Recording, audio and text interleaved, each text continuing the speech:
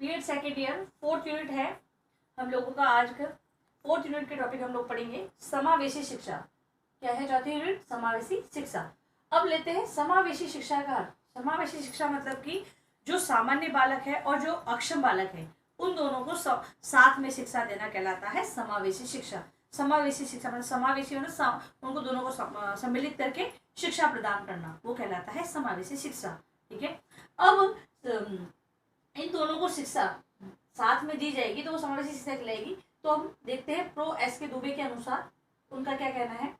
समावेशी शिक्षा का आशय उस शिक्षा व्यवस्था से है जिसमें सामान्य एवं अक्षम छात्रों को एक साथ शिक्षण प्रदान करते हुए उच्च अधिगम स्तर से संबंधित क्रियाओं को सम्मिलित किया जाता है तथा समुदाय, अभिभावक, शिक्षक एवं प्रशासन का सक्रिय सहयोग प्राप्त किया जाता है।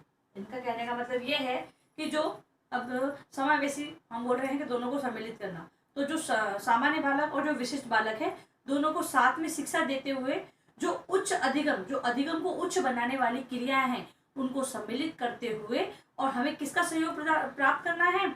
एक तो समुदाय यानी समाज, क्योंकि बालक समाज से आ रहा है तो समुदाय का सहयोग प्रदान करना है, फिर अभिभावक का, फिर शिक्षक का, और वहां पर विद्यालय में जो प्रशासन कार्यरत है उसका हमें सहयोग प्रदान करते हुए इन्हें शिक्षण कार्य करवाना है या इन्हें शिक्षा देनी है। मतलब कि जो हमारी समावेशी शिक्षा का जो लक्ष्य है, मतलब कि सामान्य और विशिष्ट बालकों को हमें जो साथ में शिक्षा देनी है वो कब पूरा होगा? किनके द्वारा?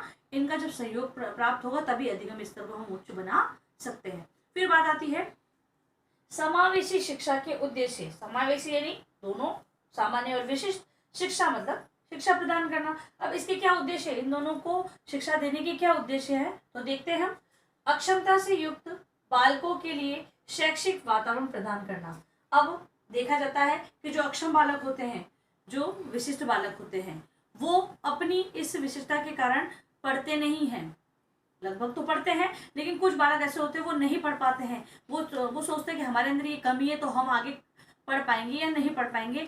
तो अगर हम इन दोनों बालकों को साथ में, मतलब कि सामान्य और विशिष्ट को साथ में पढ़ाएंगे तो इनके लिए शैक्षिक वातावरण प्रदान होगा, इनको सीखने का माहौल मिलेगा और ये अध्ययन अच्छे से कर पाएंगे। फिर दूसरा, बालकों में निहित प्रतिभाओं का विकास करना।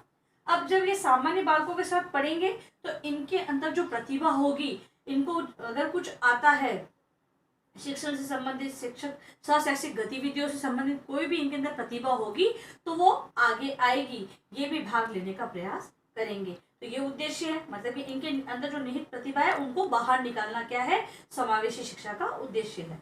फिर बात आती है सीखने की प्रक्रिया में उत्पन्न होने वाली बाधाओं का निराकरण।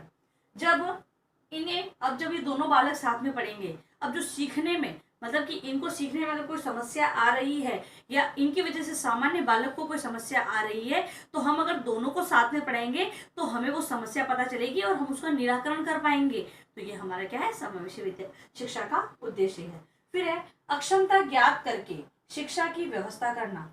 अब हम दोनों को साथ में पढ़ा रहे हैं, फिर हमें क्या प्राप्त होगी कि भाई अगर ये पढ़ नहीं पा रहे हैं तो क्यों नहीं पढ़ पा रहे हैं, इनके अंदर क्या अक्षमता है, तो उसको हम क्या करेंगे? ज्ञात करेंगे और उसको क्या करेंगे?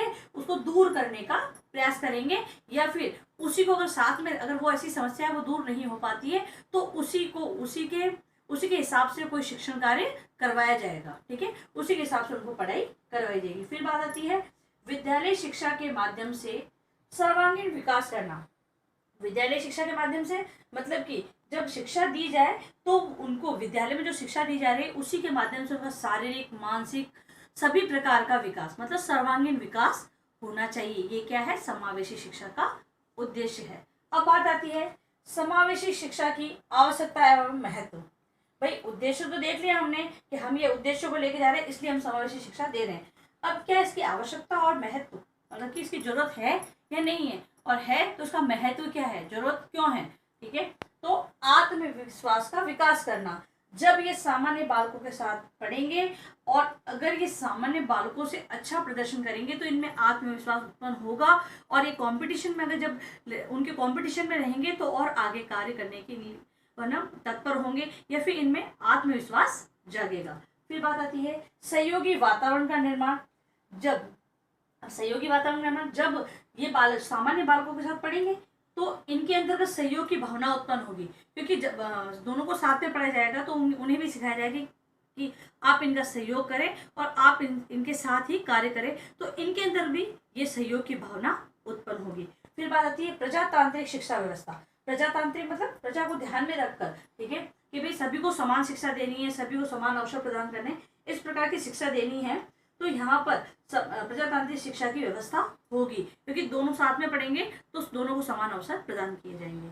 फिर है शैक्षिक अवसरों की समानता। अब जो शैक्षिक अवसरों की समानता मतलब शिक्षण जो कार्य करवाया जा रहा है उससे संबंधित जो भी कार्य होंगे तो दोनों को बराबर मिलेंगे, मतलब कि समान अवसर इन दोनों को प्रदान किया जाएगा, चाहे वो सक्षम हो चाहे अक्षम हो। फिर बात आती है समग्र विकास।